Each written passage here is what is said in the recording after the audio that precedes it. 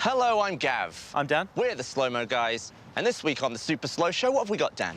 This week's all about vehicles. You could say we're in the slow lane. Excellent pun. Thank you, thank you. Excellent name for the week, I think. Although our vehicles aren't really going to be in a particular lane, I would say. More likely to be in like a crumpled heap, I think.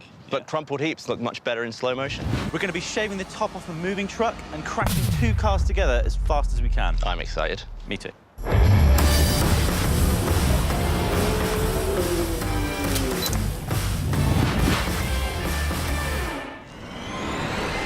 One of the most requested subjects for a slow-mo ever since we started this channel was a car crash. And because we don't like letting you down, we've finally done it. And it only took us 7 years. Yeah, only 7 years. Mainly because I didn't want to trash my car, and there's not enough room in your back garden, and also you don't drive.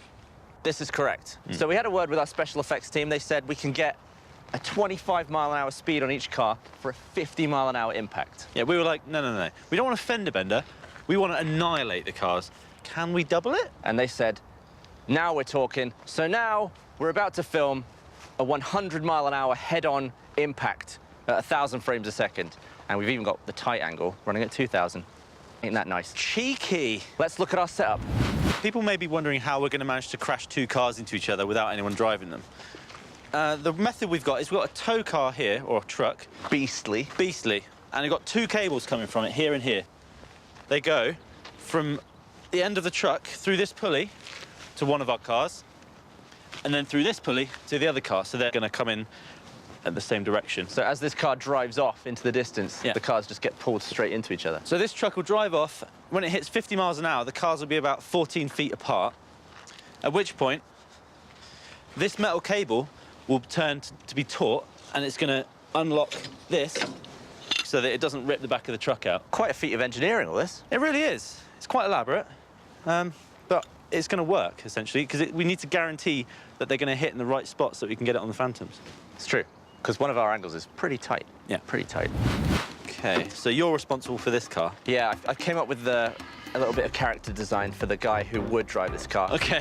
He was a clown, actually. Do you mean, like, literally, or no, just an idiot? Clown, working clown. Oh, And he would frequently transport balloons full of paint. As they do. Clowns are famous for that. I'm going to put this one on the shelf back here. Oh, that one should go. So when it crashes, it gets some height, and it maybe will come through the whole car. nice. I like it, yeah. So here's your car. Yep. What was your person doing for a living? Well, mine was actually a fruit salesman, but he'd fallen upon hard times. So he couldn't have like a cart anymore, so he had to just put all his fruit in the car. So it's like a 2008 era fruitman. So these are slightly heftier than paint, right? Because they're slightly harder, right? Yeah. So I'm expecting maybe some to go through the windscreen or something like that. Just gonna lob them in. Yeah, just straddle the GoPro with melons. Hang on. Oh. So we're up here, we've been harnessed in. So, I mean, if any car parts come flying towards us, there's no chance that we can get out of the way. Just have to duck, I guess. Yeah, but at least we won't fall 3 feet to the containers. That's true. Also, we're up here with the cameraman, who's the only other person that actually has a good vantage point, but he can't look at it because he's looking at us. So we're going to take a bullet for Tony if a tyre holds Yeah, so us away. if like a wheel comes flying at him, I guess that's it. You ready? I think we're ready. Yeah? I'm nervous, but I'm ready. OK. Right.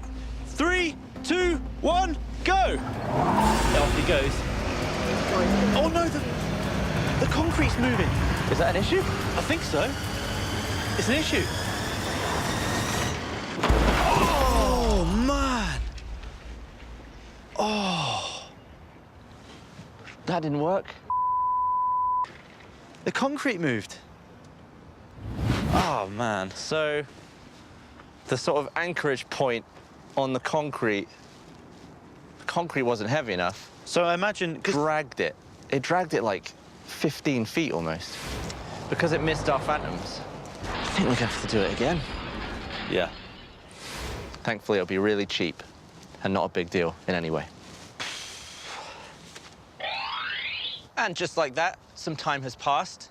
We have 2 brand new cars, fully loaded, with the same exact items. Yeah, last time we had a bit of a failure because we had one K-rail, which was used as the anchor point with the pulleys on. But the weight of the K-rail was too similar to the 2 cars being pulled, which meant that the timing was off because it got yanked away. So this time we've doubled the K-rails, and we've also put 3-foot pins into the ground. So hopefully this time there'll be no mess-ups, and we'll get that exact perfect smush that we want. And the drag of the K-rail also slowed down the rate that they hit each other. So now they should hit a lot harder, right in the middle where we want them. Good luck us. Are you nervous this time? Well, second time's a charm. And I say that because we can't afford to do it again. So, let's see what happens. Maybe we'd be even more tanned and injured the next time we try it. Right. All right, I think I'm ready. OK. 3, 2, 1, go! Keep an eye on the K-rail. This is great. He's booking. Come on. He's booking. Come on. Come on, come on, come on. Oh! Oh! Oh, my God. Oh! Look at the steam escaping from there. That was class. It was like the front of the car's burst. Did you see that? that was a lot of debris in the air there. I can't wait to see that back. That went like 20 feet. That was amazing. That is not bad. That is almost dead on. Oh, the wheel moves on the left-hand side one. Look, the back wheels are off the floor. Look at that melon coming out. So the back car... Look at how high off the ground the right-hand side car is. It's just taken off. That's great.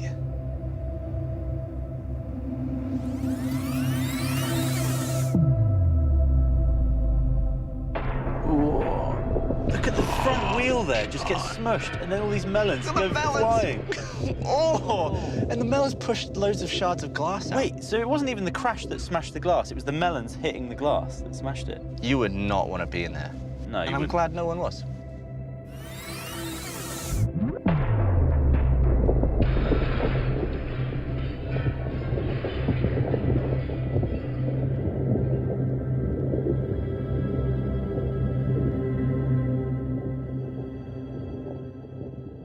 Oh, I think you got a flat on the front of that one. That is exactly what we wanted. Look, that's the GoPro that was on the middle of the... Oh, it's not even destroyed. Perfect. Just listen to the hiss. What's that noise? What is that? I think it's the Freon leaking out. I think it's the air conditioning. Maybe you should sit on that car, then there'd be free on that car too. Sorry. It looks like it's bleeding. You see that? That's, like, pretty hectic, isn't it? All right, let's take a look inside, shall we? Yeah, for sure. It's actually given a quite nice, colourful paint job here. That is an absolute fruit massacre. It smells really good, though. It smells tremendous. The mix of sort of early 90s car smell and watermelon. The amount that's just wedged up against the windscreen and the dashboard. It's all smushed to the front. I think that looked about as beautiful as it could for what the subject was. That's something I've always wanted to do. And what always amazes me is the fact that of how much power is involved and how much force. Because if you imagine just trying to, like, push this with your hand, you can't do anything. But when there's two cars hitting each other, it's like paper just being ripped apart. In high speed, it's almost like tin foil crumpling, and then you realise that it's bloody solid metal. Yeah. Hopefully you enjoyed that car crash. Feel free to subscribe to the Slow Mo Guys, and we'll see you in the next episode of the Super Slow Show. That was sumo wrestling, Magnet smash. the ice sculpture explosion. Fruit stand smash. Oh, that was really messy. Yeah. I wonder, what's your favourite